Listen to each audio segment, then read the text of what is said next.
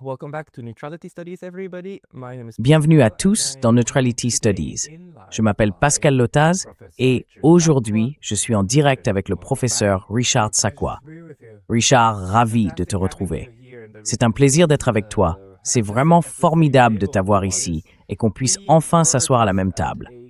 On sort tout juste d'une conférence sur la russophobie d'ailleurs, et tu as fait, à mon avis, un exposé brillant sur ce qu'est la russophobie. On peut en parler? Comment tu analyses ça? Plus précisément, on parlait surtout de la russophobie occidentale, n'est-ce pas? Comment tu l'expliques?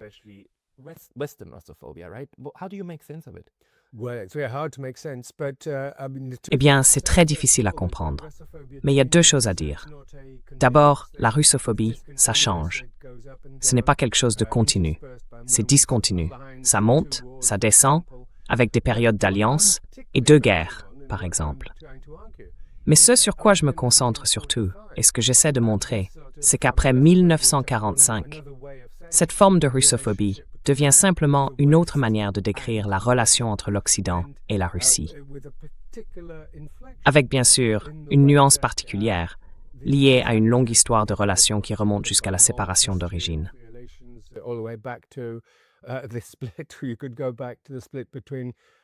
On peut remonter à la séparation entre Byzance, entre l'orthodoxie et le catholicisme romain, en 1054. Mais ce qui m'intéresse plus particulièrement, c'est la façon dont, après la guerre, un type bien particulier d'Occident politique a émergé. Un Occident dirigé par les États-Unis, mais qui rassemblait les États-Unis et les pays d'Europe de l'Ouest. Et cet Occident politique a profondément transformé la nature même de la politique à l'intérieur de ces pays, ainsi que leur manière d'agir et de se comporter vis-à-vis des autres acteurs extérieurs. La Chine, bien sûr, et d'autres auparavant. Donc cet Occident politique a changé la façon dont il traite les acteurs extérieurs. Je veux dire, au début, évidemment, il y a eu la guerre froide, la première guerre froide, qui était une forme d'hostilité organisée, presque institutionnalisée. Parce qu'au fond, l'Occident politique se voulait un modèle d'ordre mondial.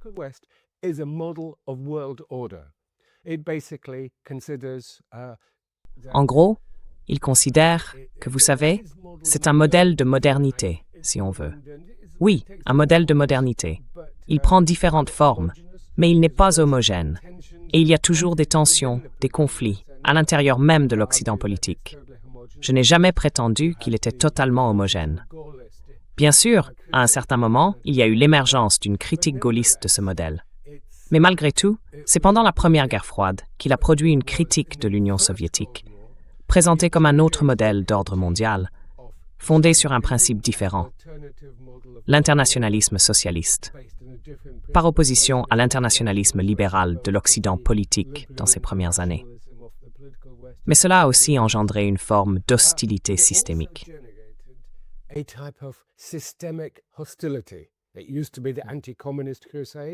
Avant, c'était la croisade anticommuniste, qui bien sûr a fini par prendre la forme d'une certaine relation.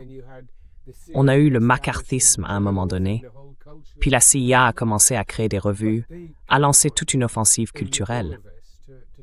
Mais le point essentiel, pour résumer, c'est qu'après l'effondrement du modèle soviétique d'ordre mondial, entre 1989 et 1991, donc à la fin de la Première Guerre froide, au lieu de voir cette attitude envers la Russie évoluer, elle s'est durcie. Pourquoi? C'est une excellente question. Parce que dans mon précédent livre intitulé « La paix perdue », j'explique justement que nous avons gâché une occasion, une double occasion. D'abord, sur le continent européen, celle de construire un véritable ordre de paix, de Lisbonne jusqu'à Vladivostok. Les Russes le voulaient.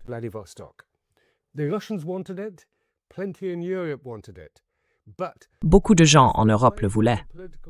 Mais à cause de la manière dont l'Occident politique s'est construit, autour d'une alliance dirigée par Washington, vous savez, on parle souvent de l'OTAN, mais l'OTAN n'était qu'un symptôme d'une hostilité plus profonde.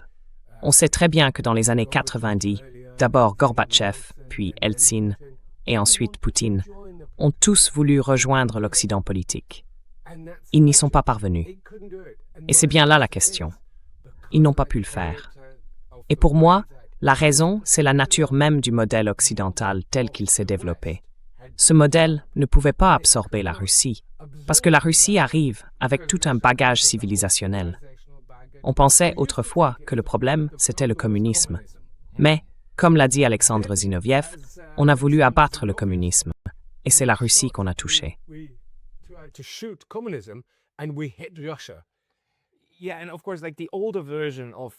Oui, et bien sûr, comme pour l'ancienne forme de russophobie, et on a déjà eu des intervenants qui en ont parlé, notamment Alexander Mercouris, qui d'ailleurs reviendra ici dans ce podcast, mais la russophobie, c'est bien plus ancien que le communisme. C'est bien plus vieux que la Révolution. Ça remonte loin et ça a même survécu au communisme.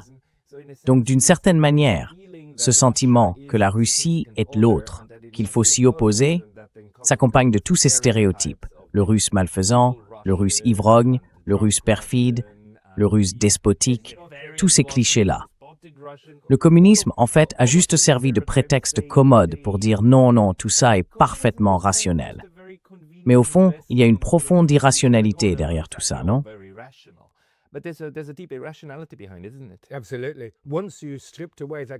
Absolument. Une fois qu'on enlève cette couche communiste, on découvre en fait une hostilité plus profonde envers la Russie, en tant qu'État, en tant que civilisation. Comme vous le dites, c'est un phénomène de long terme, mais discontinu. Oui, au XIXe siècle, ça a pris une forme particulière, comme nos collègues l'ont expliqué, surtout après le Congrès de Vienne, et disons, la Sainte Alliance, l'Union défensive. Il y a eu, si l'on veut, la Révolution libérale de 1848. Mais aussi, l'un des événements déclencheurs, c'était le soulèvement polonais de 1830. Ensuite, beaucoup de Polonais sont partis vers l'ouest, et plus tard, des Hongrois sont venus renforcer cette voie. Une voie qu'on entend encore aujourd'hui, bien sûr, avec les dissidents russes qui partent à l'ouest et demandent à l'Occident d'utiliser des mesures coercitives contre leur propre pays, pour diverses raisons.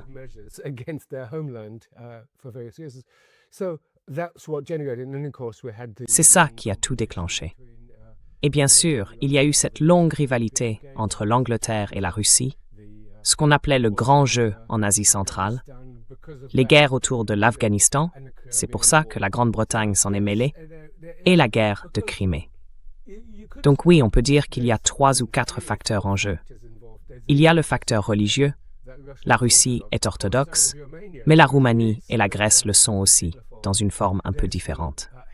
Il y a le facteur historique, qui remonte à 1054, voire plus loin encore.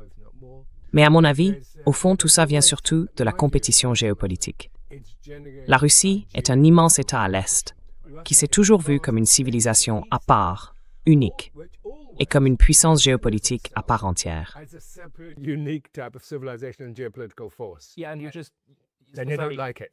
Oui, et vous avez vu, ils n'ont pas aimé ça.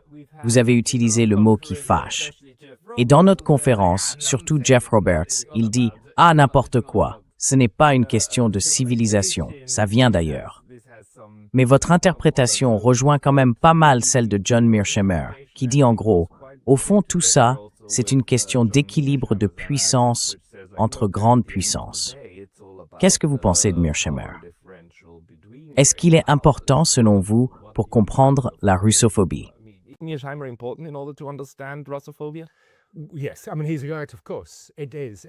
Oui, enfin, il a raison, bien sûr. Il s'agit du fait que la Russie, le niveau de force qu'elle s'attribue n'est jamais aussi solide qu'elle le pense, mais elle n'est jamais aussi faible que nous le pensons non plus, ou inversement. Donc il y a cet aspect-là. Mais quand on parle de civilisation, ça compte vraiment. Mearsheimer est très bon, c'est vrai, mais il passe à côté de 2 éléments fondamentaux. Son réalisme offensif, très dur, repose sur une idée de base, qu'il y a 2 choses, dont une sorte de boîte noire qu'est la politique intérieure.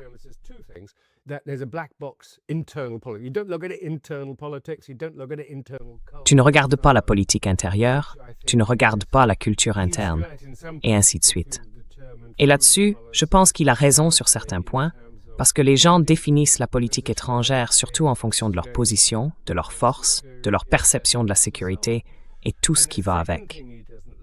Mais la deuxième chose qu'il ne prend pas en compte, c'est que, dans le contexte plus large, à l'extérieur, et je me suis souvent opposé à lui là-dessus, même si je trouve sa réflexion brillante. Le fait est que depuis 1945, après la Seconde Guerre mondiale, un modèle politique d'ordre mondial a été mis en place. Et après 1989-91, ce modèle s'est vu comme universel, porté par tout le discours sur la fin de l'histoire et tout le reste. Et c'est là qu'il s'est radicalisé.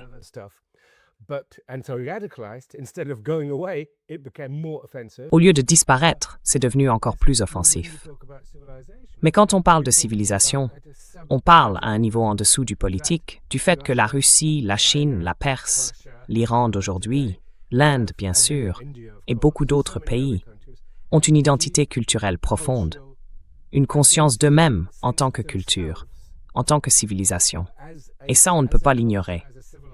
Donc ce n'est pas seulement une question d'équilibre des puissances. C'est aussi la manière dont on se perçoit dans le monde. Et la Russie, aujourd'hui, se voit d'une certaine façon, et elle utilise le langage de la multipolarité pour exprimer cette individualité, ainsi que son rôle actif dans les affaires internationales.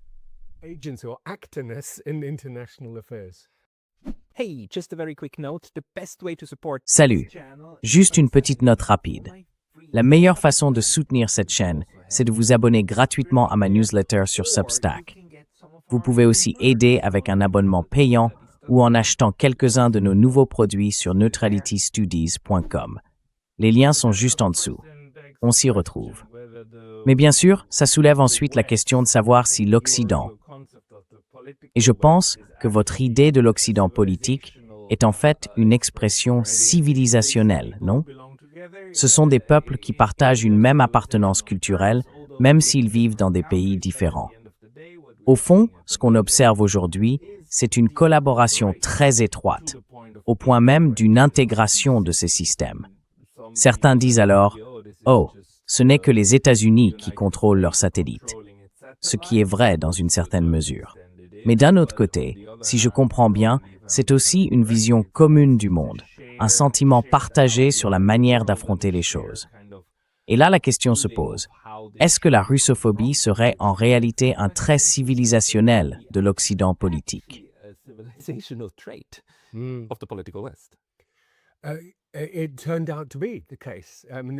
C'est exactement ce qui s'est passé. Je veux dire, c'était tout simplement empirique.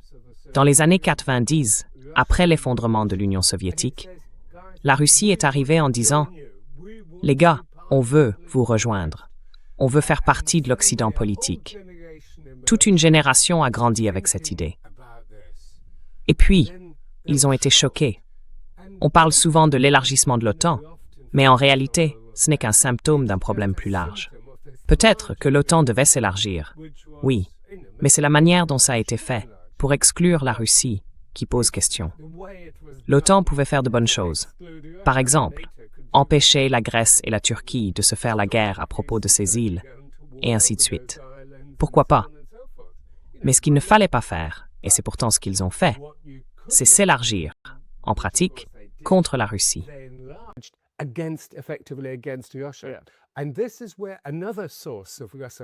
Et c'est là qu'apparaît une autre source de russophobie, la dimension d'Europe de l'Est. Bien sûr, à partir du moment où ces pays ont rejoint l'OTAN, à partir de 1999, puis l'Union européenne, qui, dans ce modèle de l'Occident politique, vont de pair, tout le bagage culturel, le langage de la liberté, et celui qui présente la Russie comme un régime despotique, tout cela réapparaît sous une nouvelle forme. On entend que la Russie est meurtrière, qu'elle mène une guerre hybride contre nous. En d'autres termes, on a recréé un conflit là où il n'y en avait pas besoin. Et la Russie, elle, voulait rejoindre cet Occident politique. Un autre aspect, c'est que dans cet Occident politique, on retrouve l'atlantisme comme idéologie, face au continentalisme, comme diraient les gaullistes, une vision qui cherche à unir tout le continent.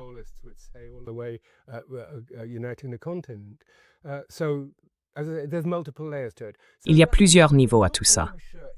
Le terme russophobie, je ne suis pas toujours sûr que ce soit le meilleur mot pour décrire ce phénomène. parce qu'il est souvent utilisé aussi pour rejeter ce qu'on pourrait considérer comme des critiques légitimes. Tout ordre politique doit pouvoir être critiqué. C'est même sain, à mon avis. Ça rend le système plus vivant, plus résilient, quand on le remet en question. Mais trop souvent, toute critique valable de la Russie est aussitôt condamnée. Ah, c'est juste de la russophobie. Alors qu'en réalité, non. C'est une critique fondée sur la perception qu'il y a des manques, des problèmes, et ainsi de suite. Et ça vaut pour tous les pays. Ce que fait la russophobie, en revanche, c'est qu'elle ajoute à cette critique normale une idée supplémentaire, celle que l'autre modèle d'ordre mondial serait illégitime. Et c'est là qu'il faut faire la distinction. Et il faut que ce soit morcelé. Il faut le diviser en unités encore plus petites, non? Donc cette idée occidentale selon laquelle ce qui est arrivé à l'Union soviétique devrait aussi arriver à la Russie, et ce slogan de décoloniser la Russie, c'est en fait, encore une fois, une manière de vouloir la fragmenter. Et derrière tout ça, il y a cette volonté, d'une certaine façon, de détruire ce qu'est la Russie aujourd'hui, non? Et on avait des collègues russes à la conférence qui interprétaient surtout les critiques russes venant des émigrés ou de ceux qui sont partis à l'Ouest pendant la guerre froide et qui ensuite ont commencé à se plaindre du système dans leur pays.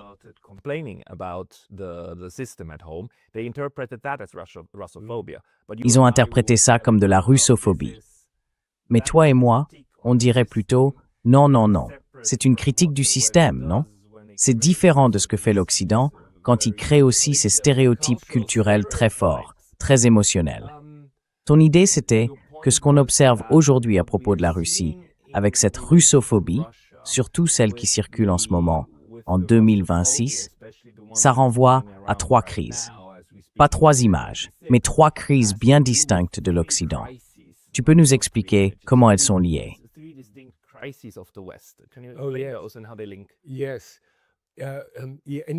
Oui, en effet, l'Occident a évolué. D'abord, l'Occident politique, en tant que modèle, a toujours eu, si vous voulez, 2 visages. Il y avait le visage du Commonwealth, celui des biens publics, du langage de la liberté, du constitutionnalisme, de l'état de droit, tout ce qu'il y a de positif. Mais il y avait aussi un second visage, qu'on pourrait appeler l'Empire, fait de relations de domination et de subordination. Dans les 40 premières années après la Seconde Guerre mondiale, nous avons connu un Occident social-démocrate, avec un grand développement des États-providence. Le Royaume-Uni, par exemple, au milieu des années 70, était à son niveau d'égalité le plus élevé, grâce à des politiques fiscales progressives, à la redistribution et à des politiques sociales fortes. Et puis, pendant les 40 années suivantes, nous avons peu à peu sapé tout cela avec le néolibéralisme. Ce n'était pas seulement, si vous voulez, un désancrage du libéralisme et de l'économie par rapport au contrôle social et aux visions progressistes.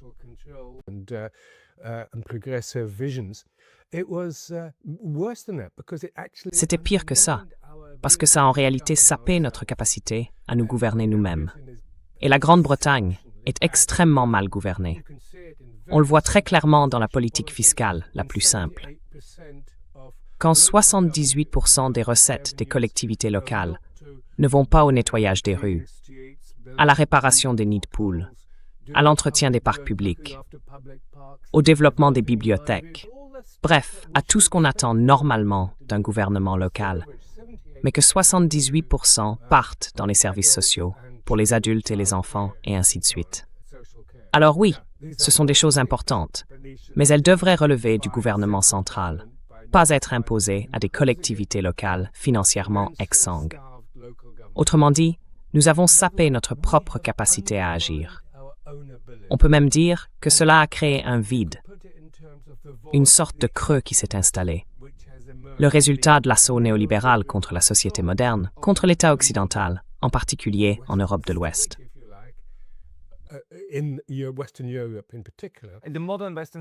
L'État occidental moderne, celui qu'on connaissait dans les années 70, par exemple en Grande-Bretagne, en Scandinavie, mais aussi en Allemagne de l'Ouest, et ainsi de suite. Ce modèle d'État-providence, oui, exactement. Cet État-providence d'après-guerre. Mais en réalité, tout ça va beaucoup plus loin. Toutes ces institutions de la modernité, si on veut, je pense en particulier aux partis politiques. Peter Mayer, il y a une quinzaine d'années, parlait de son concept de gouverner le vide, pour décrire la façon dont s'exprime et se structure la représentation et la parole publique. Et aujourd'hui, on est clairement face à une crise de la représentation. C'est ce qui explique cette montée du populisme qu'on voit au Royaume-Uni, avec le parti de Farage, Réforme, mais aussi en France avec Le Pen, en Italie avec des mouvements similaires, et bien sûr en Allemagne, avec l'Alternative pour l'Allemagne.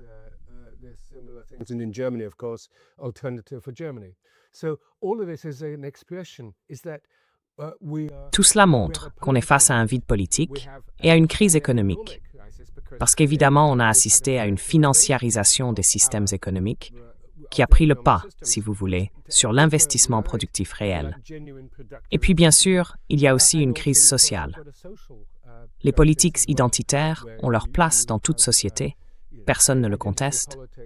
Mais là, on est dans une sorte de surenchère qui a fini par éclipser les véritables questions d'égalité, de lutte des classes. Au Royaume-Uni, par exemple, on constate une incapacité étonnante à mettre en place de vraies politiques de développement régional. Et ça, c'est un point très intéressant.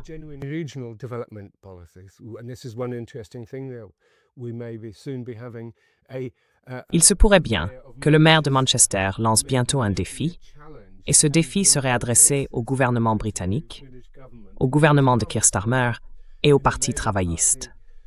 Et ce défi porte précisément sur cette question. Les collectivités locales et municipales ont été privées de ressources. On parle à nouveau de manchestérisme en référence aux années 1840, mais cette fois avec un modèle alternatif.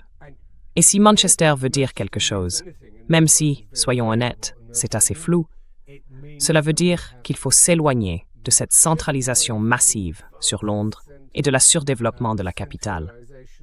Londres doit bien sûr continuer à se développer, espérons-le, mais il faut surtout redonner des moyens aux régions du Nord et de l'Ouest qui manquent cruellement de ressources et de transports.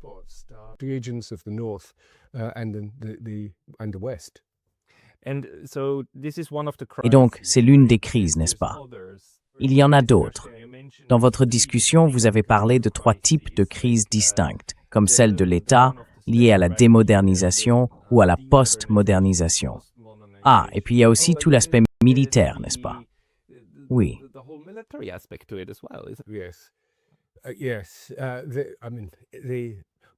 Oui. Enfin, ce qui se passe en ce moment, c'est que l'un des signes de cette crise, c'est la remilitarisation des relations internationales en Europe. Oui, c'est quand même extraordinaire. On assiste à la formation d'un nouveau rideau de fer. Plus à partir de Narva, du nord au sud comme avant, mais quelques centaines de kilomètres plus à l'est. En fait, on a recréé la guerre froide, mais sous une forme bien plus virulente, bien plus agressive que ce qu'on avait connu auparavant. Et le deuxième élément, c'est que cette nouvelle guerre froide est aujourd'hui alimentée et entretenue davantage par les puissances européennes elles-mêmes que par les États-Unis. Ce qui est quand même assez étrange.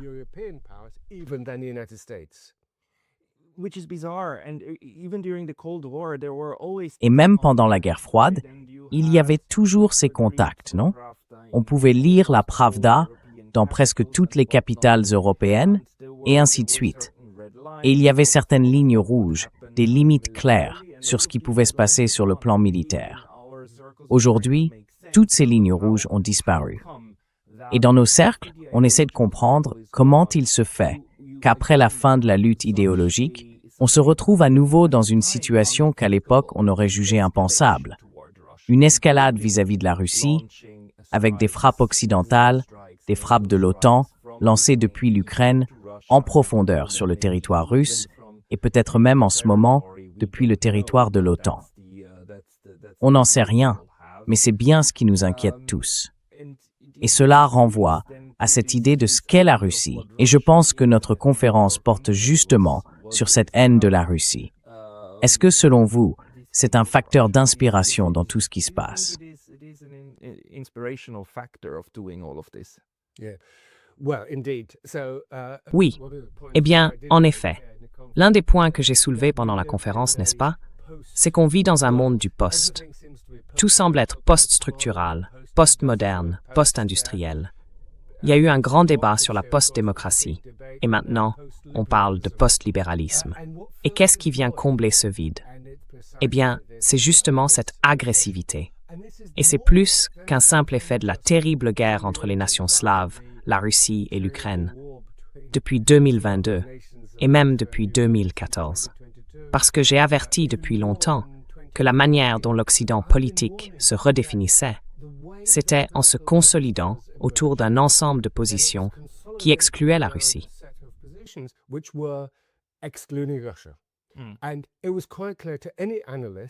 Et c'était évident pour n'importe quel analyste que ça finirait mal. Et bien sûr, au cœur de tout ça, là où il y a l'OTAN, il y a aussi l'Union européenne, avec son article 42.7, celui sur la sécurité. Je sais que cet article a été ajouté d'ailleurs, volontairement par les Polonais. Sikorski était ministre des Affaires étrangères au moment du traité de Lisbonne, et ils ont ensuite fait venir Carl Bildt, le ministre suédois des Affaires étrangères.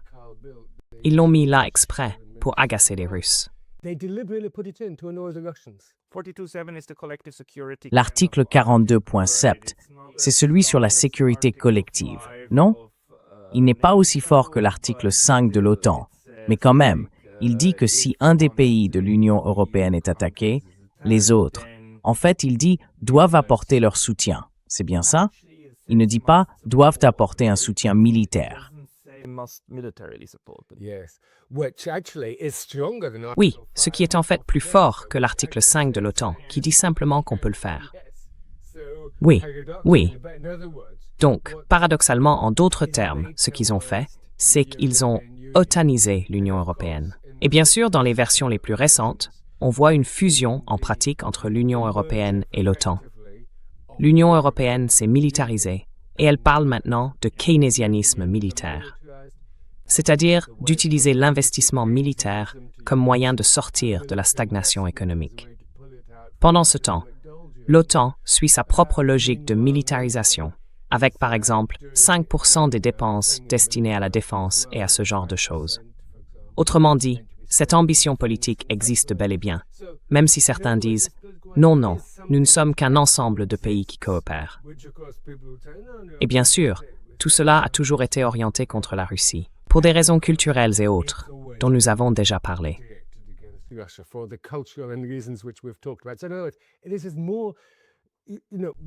Alors, c'est plutôt, tu vois, quand tu viens de poser la question à l'instant, pourquoi? Pourquoi tu as fait ça? Eh bien, je n'ai pas toute la réponse, mais on essaie de comprendre. Comment l'Occident a-t-il gaspillé son argent? Quelle était la possibilité d'un ordre de paix positif à la fin de la Première Guerre froide, à la fin des années 80, au début des années 90? Et comment en est-on arrivé aujourd'hui à une situation bien pire que tout ce qu'on avait connu auparavant? L'Occident est devenu hermétique, incapable de dialoguer. On en est à la 5e année de cette guerre terrible, la 5e année, sans la moindre tentative, à part Washington, qu'il faut saluer bien sûr. Toute ouverture vers le dialogue et la diplomatie est à saluer. Et les puissances européennes refusent absolument d'aller dans cette direction. C'est à peine croyable.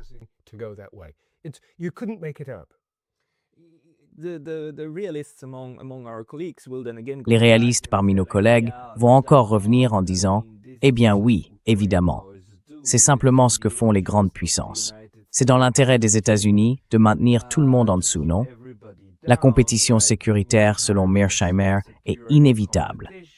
Donc, toute personne ou tout pays qui pourrait, même à l'avenir, redevenir un rival doit être neutralisé le plus tôt possible.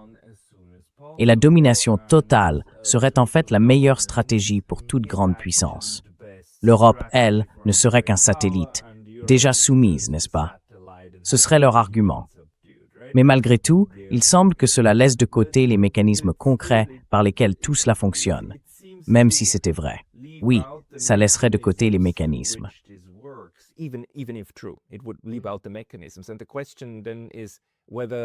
Alors, la question, c'est de savoir si la russophobie et l'image qu'on se fait de la Russie font partie de ces mécanismes, et si c'est différent des autres. Parce que la Chine, clairement, c'est l'autre grand acteur. Non? Peut-être même plus important que ce que dit M. Mearsheimer. La Russie, oui, on doit s'y intéresser, mais surtout à la Chine. Parce que la Chine, c'est un concurrent de même niveau. La Russie, pas vraiment. Mais avec la Chine, on ne voit pas la même forme de xénophobie. Ce qu'on observe, c'est plutôt un discours sur la menace chinoise. D'accord, mais pas ce genre de caricature du type « ce sont des gens ivres, incapables, qui se battent avec des pelles et des machines à laver ». Non, ça, on ne le voit pas avec eux.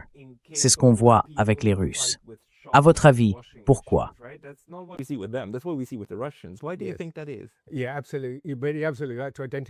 Oui, absolument. Vous avez tout à fait raison de souligner la différence. C'est que, bien sûr, la guerre russo-ukrainienne est présentée, même en Occident, comme une guerre de civilisation. Oui, encore ce mot.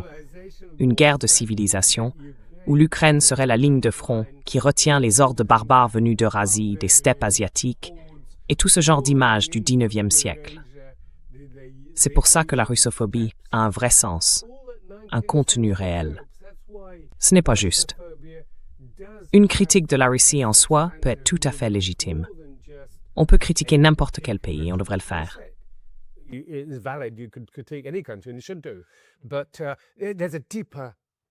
Mais il y a un antagonisme plus profond, vraiment très profond, que vous venez justement de décrire. Et il est différent de la relation avec n'importe quel autre concurrent, en particulier, évidemment, la Chine.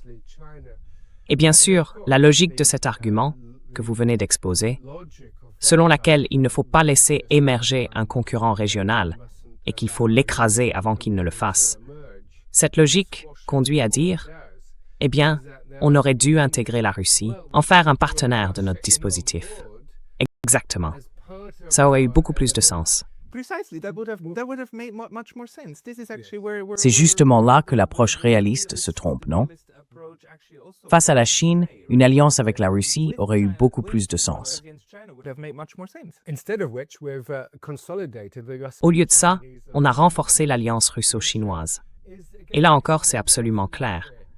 La Russie et la Chine entretiennent aujourd'hui des relations plus étroites et plus intenses que jamais dans l'histoire.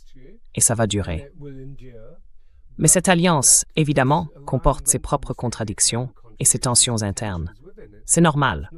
Ce sur quoi elle repose, en revanche, c'est un rejet de la politique du monde occidental.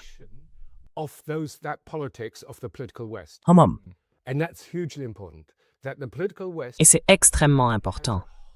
L'Occident politique, dans son ensemble, a construit toute une vision selon laquelle nous serions le camp de la liberté, tandis que l'autre, ce serait le despotisme. Nous aurions une économie libre, eux, un capitalisme d'État, et ainsi de suite. La corruption, c'est toujours le grand mot qu'on ressort. Tout système qu'on n'aime pas, prenons la Géorgie aujourd'hui, par exemple, on dit tout de suite « Ah, c'est une société corrompue », alors qu'en réalité, elle est sans doute bien moins corrompue que l'Ukraine et que beaucoup d'autres États. Donc, à l'intérieur de l'Occident politique, on a quelque chose que j'appelle hermétique. C'est fermé. Il ne peut parler qu'à lui-même. Oui. Et même là, ça devient de plus en plus irrationnel. Parce que si on suit votre raisonnement, la question serait, d'accord, ce serait logique du point de vue de Washington, maintenir la Russie ou toute autre grande menace, potentielle ou réelle, sous contrôle comme la Chine. Mais la vraie question, c'est pourquoi les puissances européennes ont-elles suivi cette logique alors que ce n'était pas dans leur intérêt stratégique? Il aurait été tout à fait cohérent que l'Allemagne, la Russie et la France construisent ce continentalisme. Et d'ailleurs, je défends cette idée depuis 30 ans. Ce n'est pas seulement la Maison commune européenne de Gorbatchev, c'est aussi la Confédération de l'Europe de Mitterrand. Même Madame Thatcher, qui était l'une des femmes politiques les plus compétentes, je suis souvent en désaccord avec sa politique, mais qui avait compris certains de ces enjeux très tôt. L'idée, c'était qu'il fallait ce continentalisme face à l'atlantisme.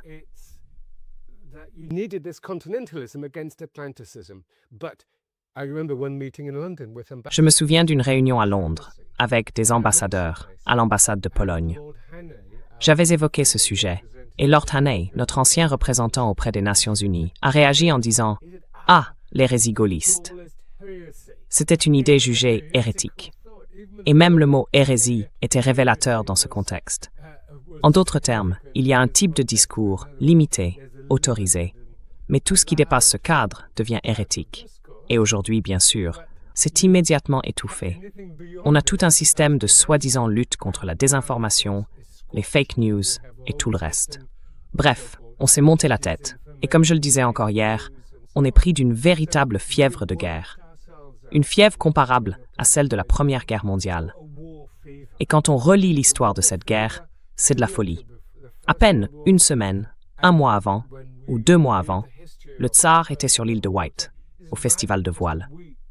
Toutes les familles royales étaient liées entre elles. Et pourtant, ils sont partis en guerre. Une guerre où des millions de personnes ont trouvé la mort. Oui, et n'oublions pas que le tsar, le Kaiser et le roi d'Angleterre étaient cousins. Ils étaient tous cousins. Ils étaient tous les petits-enfants de Victoria, non? Mais on le voit bien sur toutes ces photos de la Première Guerre mondiale, au moment où elle a éclaté, quand elle a été officiellement déclarée. Les gens étaient dans les rues, en train de célébrer, dans toutes les capitales, chapeau levé, en criant des slogans joyeux. Et puis, le sourire aux lèvres, ils montaient dans les wagons du train, direction le front. Les Allemands disaient « On se retrouve à Noël sur les Champs-Élysées ». Mais ça ne s'est pas passé comme ça. Non, pas du tout.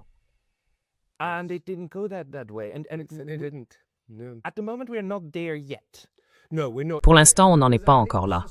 Non, pas encore. Parce que je pense que les sociétés n'en veulent pas. On l'a vu en Allemagne, dans les sondages d'opinion, quand la ministre de la Défense a dit que les Allemands devaient être prêts à faire des sacrifices et qu'on a évoqué une sorte de service militaire allégé, la réaction a été massive. Non. Donc oui, pour le moment, ça semble être une idée d'élite. Mais, comme on le sait, la presse populaire, ce qu'on appelait autrefois la presse à sensation, et aujourd'hui, les médias, les réseaux sociaux, peuvent très vite attiser cet enthousiasme.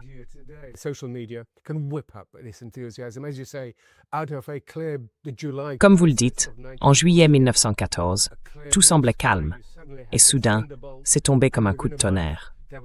En un mois à peine, ils se sont mis à s'entretuer pendant 4 ans, dans une guerre absurde et inutile.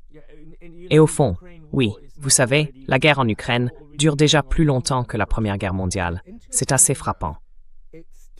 Aujourd'hui, le 12 juin 2026, c'est précisément le jour où nous nous rencontrons et où la guerre russo-ukrainienne atteint la même durée que la Première Guerre mondiale. C'est exactement aujourd'hui. C'est assez amusant parce qu'on se rencontre à un moment vraiment particulier. Ce qui veut dire que la phrase que je viens de dire, que c'est déjà plus long, est en fait factuellement fausse. Non, c'est plus long que la participation de l'Union soviétique à ce qu'ils appellent la Grande Guerre patriotique. Donc ça dure déjà depuis plusieurs mois. À l'époque, bien sûr, comme beaucoup de Russes le rappellent, nous avons vaincu l'Allemagne nazie et nous sommes arrivés jusqu'à Berlin. Et maintenant, dans la 5e année de cette guerre, ils se battent encore dans le Donbass, avançant, avec un peu de chance, de quelques kilomètres tous les quelques mois.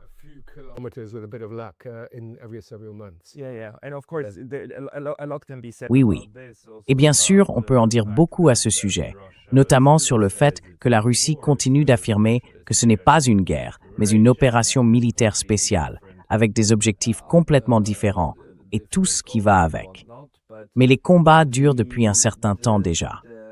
Pensez-vous que la façon dont la guerre en Ukraine s'est déroulée a réellement intensifié la russophobie en Occident?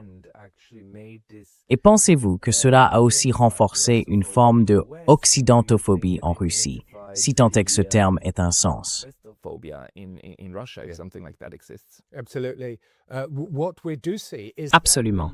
Ce qu'on voit, c'est que les Ukrainiens ont géré la communication et le récit de façon brillante. Ils ont réussi, en quelque sorte, à annuler la Russie. Dès le début, des concerts d'artistes russes, par exemple, ont été annulés. Et aujourd'hui encore, la Russie n'a pas le droit de participer à la plupart des compétitions sportives sous son propre drapeau, ni en tant qu'équipe nationale. Elle ne pourra pas non plus prendre part au prochain championnat d'Europe de football de l'UEFA, par exemple. C'est du jamais vu, même à l'époque de la désintégration de l'Union soviétique, de la Yougoslavie ou des autres pays communistes.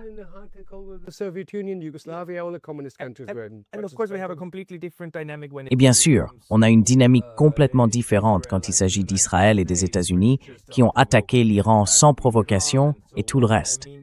Je veux dire, on voit maintenant cette hypocrisie flagrante. C'est de plus en plus évident. Mais ce qui est intéressant, c'est que ça fonctionne, non? La Russie peut être exclue de ces organisations. Les États-Unis et Israël, eux non.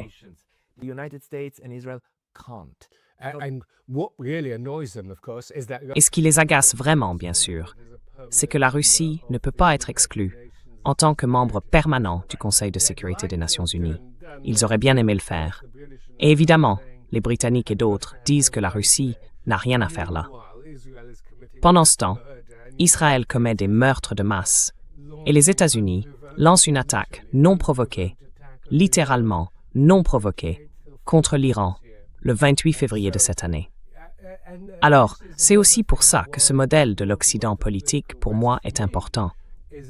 Parce qu'il montre que ce qu'on appelle les doubles standards, en réalité, c'est systémique. Ce n'est pas du hasard. Autrement dit, dans mon modèle, il y a le système international, qui aujourd'hui est celui de la Charte des Nations unies. Ce n'est pas bien sûr un gouvernement mondial, mais ce système établit le droit international, les normes, et ce qui est considéré comme légitime dans la politique internationale.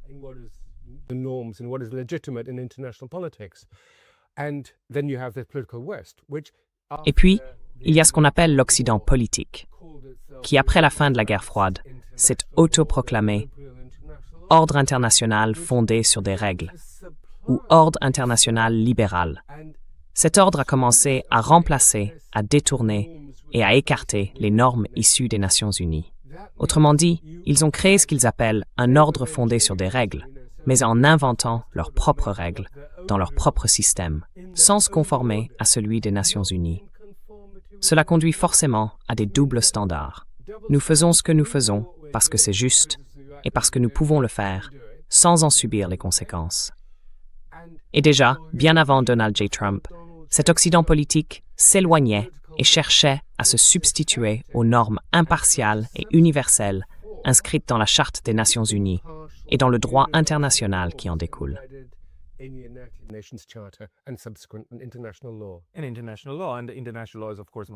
Et le droit international, bien sûr, est bien plus ancien que la Charte des Nations unies. Celle-ci s'appuie dessus, elle en découle. Mais ce qui est intéressant ici, c'est que l'Occident politique affirme sans cesse, et sans doute le croit-il lui-même, qu'il ne représente pas une approche civilisationnelle particulière des relations internationales, mais quelque chose d'universel. Il revendique l'universalité, alors qu'en réalité, c'est une forme de westernisme bien maquillé qu'il impose à tout le monde. Alors, qu'est-ce que ça produit? Et qu'est-ce que ça fait à l'Occident politique maintenant que tout cela s'effondre? Cette idée selon laquelle le monde entier, la communauté internationale, aurait imposé des sanctions à la Russie, c'est évident que c'est pas vrai. Et c'est même en train de devenir évident pour l'Occident lui-même. Donc on assiste à un réveil brutal. Ce prétendu universalisme qu'il revendique n'est en réalité rien d'autre qu'une particularité déguisée.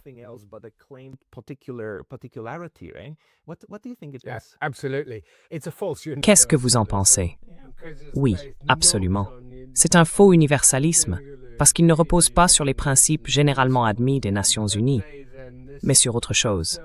Comme je l'ai dit, il existe plusieurs modèles concurrents d'ordre mondial. Autrefois, on avait l'Union soviétique comme modèle d'ordre mondial, et cela obligeait l'Occident politique, d'une certaine manière, à s'adapter à se réformer, à construire les États-providence, comme on en a parlé tout à l'heure. Une fois cette alternative disparue, l'Occident est devenu, disons-le, un peu fou. Il a perdu ce contrepoids qui le forçait à faire en sorte que ses propres populations ne se tournent pas vers l'autre modèle en se disant « Tiens, voilà un bon exemple de garde d'enfants universelle, de logement public, d'énergie bon marché, toutes ces choses positives que l'Union soviétique avait effectivement mises en place d'ailleurs. » Bien sûr, il y a aussi des négatifs.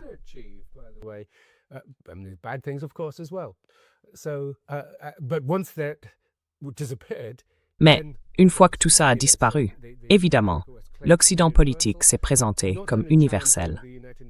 Non seulement il a remis en cause les Nations Unies et ce véritable universalisme, mais, comme vous le dites, il y a deux choses qui se passent en ce moment.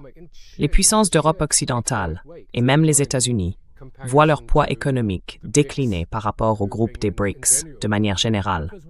Parce que ce qui s'est produit, c'est qu'à mesure qu'ils deviennent relativement plus faibles et plus pauvres, ils deviennent aussi de plus en plus violents et agressifs.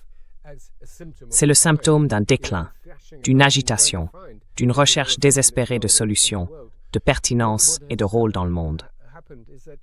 Ce qui s'est passé, c'est que, enfin j'ai perdu le fil, mais disons qu'ils ont perdu leur incapacité à respecter leurs propres normes, si l'on veut, au sein des Nations Unies, conduit à toute une série de pathologies.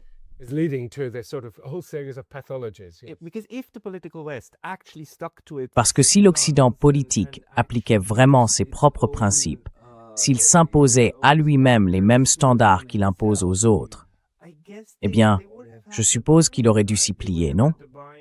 Il aurait dû s'y plier vis-à-vis de la Russie, vis-à-vis de la Chine, si ce prétendu universalisme avait été réellement appliqué de façon universelle, y compris à lui-même. Mais comme ce n'est pas le cas, la seule autre option pour les autres, c'est de dire non, on revient aux véritables normes universelles, celles qu'on a déjà écrites et sur lesquelles on s'est déjà mis d'accord. Et maintenant, les gars, on va vous pousser à les respecter.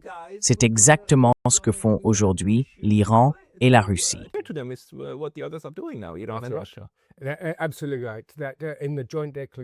Exactement.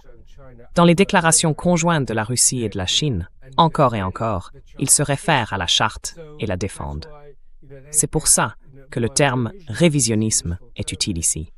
Parce que c'est l'Occident qui est devenu révisionniste, en reniant les normes qu'il avait lui-même proclamées auparavant.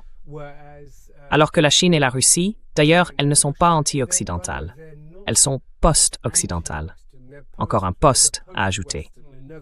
Et elles ne sont pas simplement, si on veut, dans une logique de contre-hégémonie, contre la domination de l'Occident. Ce qu'elles veulent, c'est changer les règles elles-mêmes, dire « nous ne faisons pas que nous opposer à l'Occident en tant que grande puissance ». Nous disons que ce que fait l'Occident est absurde. Et c'est de l'anti-hégémonisme.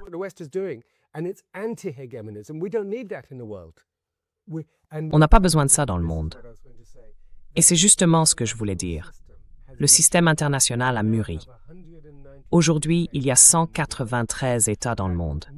Et aucun d'entre eux n'est prêt à renoncer à son autonomie et à son indépendance, à part ceux du monde politique occidental.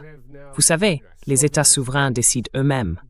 Je pense à l'Inde, au Mexique, au Brésil, à l'Afrique du Sud et à beaucoup d'États moyens, voire plus petits.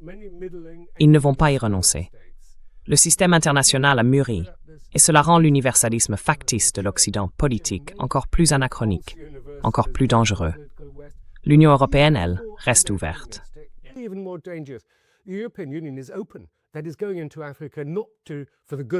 Ce qui se passe, c'est qu'on va en Afrique, non pas pour le bien des Africains, pour construire des ponts, des chemins de fer et tout ça, mais pour contrer l'initiative chinoise des nouvelles routes de la soie ou l'implication de la Russie. Donc cette dimension négative est toujours présente. Juste un dernier point à ce sujet, parce que vous me rappelez qu'en Occident politique, en Europe surtout, on est pris au piège entre d'un côté une forme de démocratisme, où la décision politique passe toujours avant la volonté populaire. On l'a vu lors des élections en Roumanie et ailleurs. Et aujourd'hui, toutes les élections deviennent en quelque sorte des compétitions entre des orientations géopolitiques, exactement comme à l'époque de l'Union soviétique. On ne vote plus vraiment pour un gouvernement, on vote pour un choix de civilisation. Êtes-vous du côté de l'Occident politique ou allez-vous être pro-russe et ainsi de suite?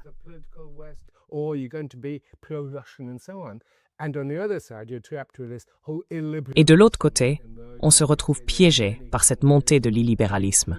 On l'a vu dans de nombreux pays, y compris avec la législation antiterroriste au Royaume-Uni. C'est profondément illibéral. Ça va à l'encontre des principes fondamentaux de la Magna Carta, de l'habeas corpus, de toute la tradition du droit commun. Donc l'Occident, c'est vraiment le monde politique occidental en tant que forme.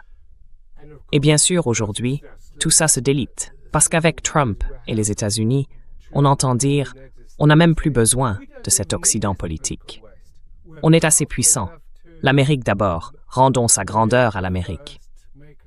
On n'a même plus besoin de ces puissances européennes. Qu'elles se débrouillent toutes seules. » Ce qui a évidemment provoqué encore plus de désordre et même une panique totale en France, au Royaume-Uni et en Allemagne.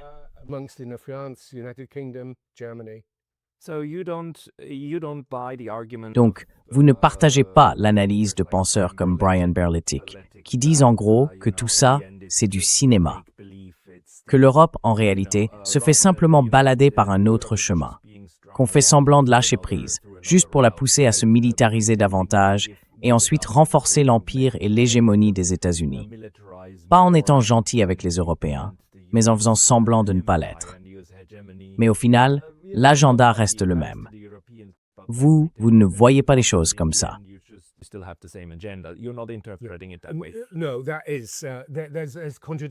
Non, c'est-à-dire qu'il y a des mouvements contradictoires en cours.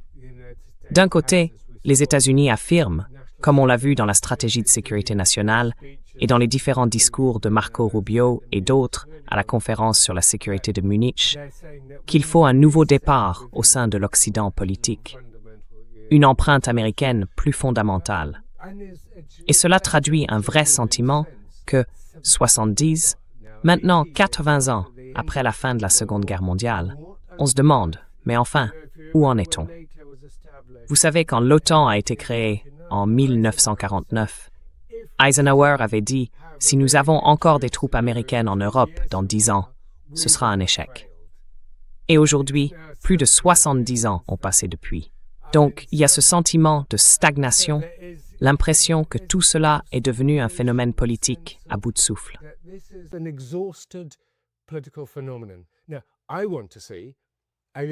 Maintenant, moi ce que je veux, c'est voir un renouveau. Vous savez, on a parlé des multiples Occidents, on a parlé de l'Occident politique, mais peut-être qu'on peut en dire encore un mot rapidement, parce qu'il y a aussi les autres Occidents qui sont eux aussi en crise. On peut même parler d'une triple crise si vous voulez. Je peux dire juste quelques mots? Oui, bien sûr. Alors comme je le disais, l'Occident politique a cette vision militarisée, pensée pour tenir la Russie à l'écart, comme c'était déjà le cas après 1945. Première guerre froide, puis une deuxième, bien pire que la première, où il n'y a même plus de vol direct entre les puissances occidentales et la Russie ou la Biélorussie. C'est tout simplement incroyable.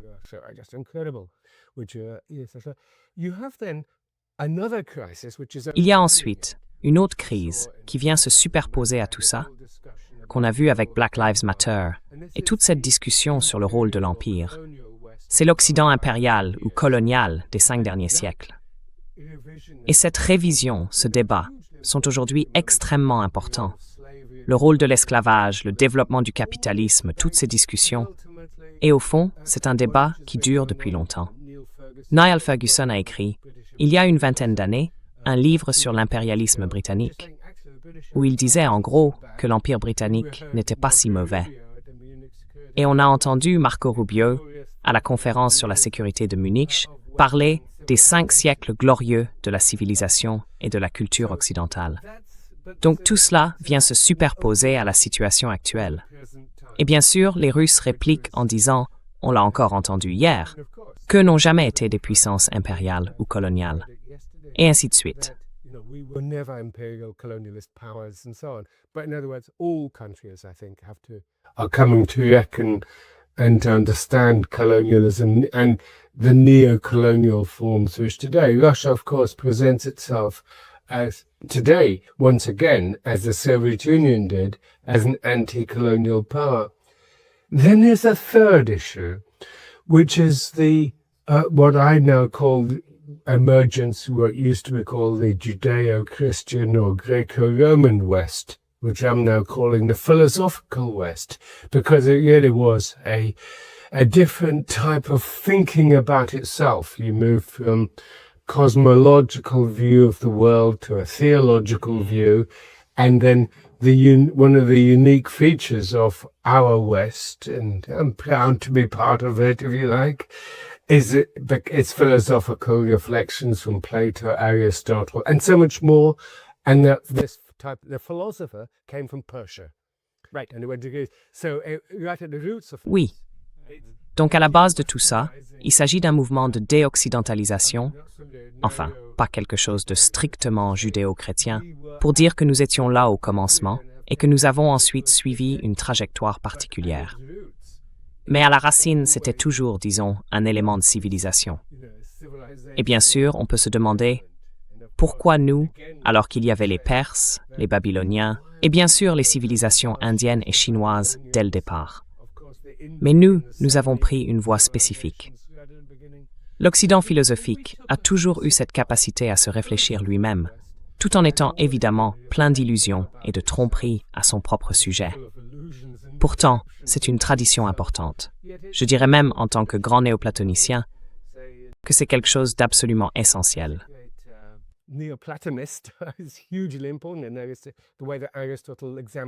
Et puis, il y a la manière dont Aristote a étudié la politique et tout ce qui s'ensuit. Eh bien, nous aussi, nous avons une tradition, tout comme les Indiens, les Perses ou les Chinois ont la leur. Et c'est pour ça que, au niveau de la civilisation, à un niveau plus profond que celui du contemporain, il faut en être conscient. Il faut se rappeler qu'il existe ces compréhensions de long terme, et aussi une vision dans laquelle nous ne sommes pas en compétition. Pas dans ce sens étroit et dominant où il faudrait absolument maintenir la Chine à distance. Cette peur, à vrai dire, en devient presque absurde. La Chine est une grande civilisation, et nous devrions simplement être fiers qu'aujourd'hui, elle sorte des millions de personnes de la pauvreté, qu'elle se développe. Qu'y a-t-il de mal à cela?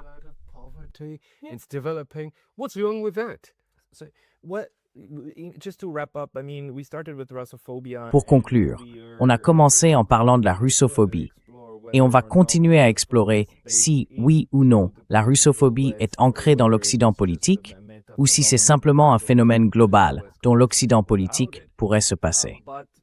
Mais si vous deviez conseiller des diplomates chinois et russes, en leur disant par exemple, « Écoutez, voici comment je vous recommanderais de travailler avec l'Occident politique », qu'est-ce que vous leur diriez? Work with the political West as follows. What would it be? I think it has to be strategic patience. Je pense qu'il faut faire preuve de patience stratégique. Ne pas réagir aux provocations. À mesure que l'Occident politique décline, qu'il connaît ses propres tensions internes, ses troubles domestiques, comme on le voit aujourd'hui au Royaume-Uni, tout cela va le pousser à s'en prendre aux autres. Et les escalades totalement irresponsables dans la guerre entre la Russie et l'Ukraine, on les voit presque tous les jours. Il ne faut surtout pas répondre. Faites simplement ce que vous avez à faire. Donc pour la Russie, il s'agit d'investir dans votre société, d'investir dans votre peuple, de moderniser, de construire des logements. Et d'ailleurs, on le voit bien, la Russie se développe malgré 50 sanctions, en réalité bien plus, mais 50 sanctions particulièrement dures. La Russie continue de se développer.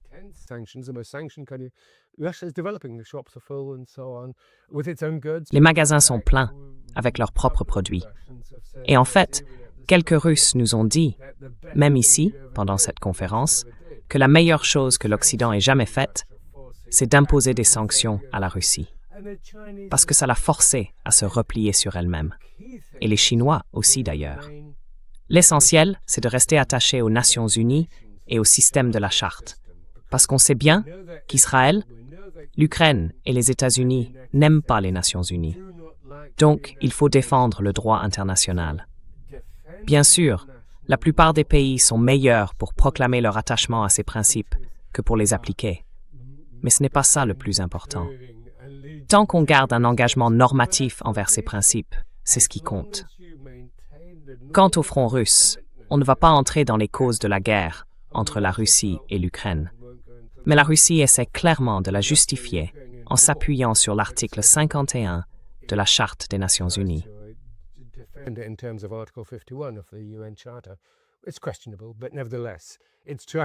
C'est discutable, mais malgré tout, c'est bien ce qu'on essaie de faire. Donc mon conseil, c'est la patience. D'abord, ne réagissez pas aux provocations. Ensuite, tenez bon.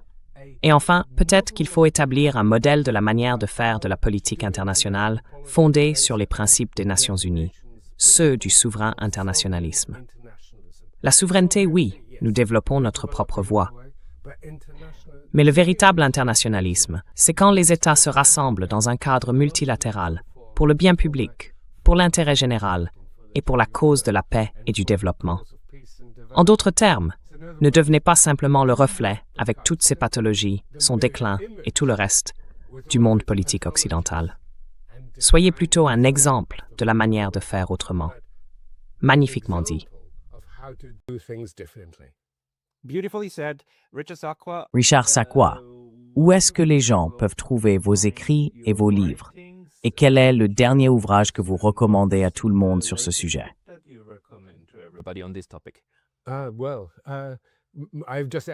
Eh bien, je viens tout juste de publier un livre sur la guerre entre la Russie et l'Ukraine. Le sous-titre, c'est « Les folies de l'Empire », qui aborde une partie de ces questions. Et avant ça, j'ai écrit « La paix perdue ». Heureusement, le site de l'Université du Kent répertorie tout ça. Si vous allez sur la page du département de sciences politiques, j'y suis professeur émérite, vous trouverez la liste de mes publications. Mais j'ai l'intention de créer mon propre site web un peu plus tard.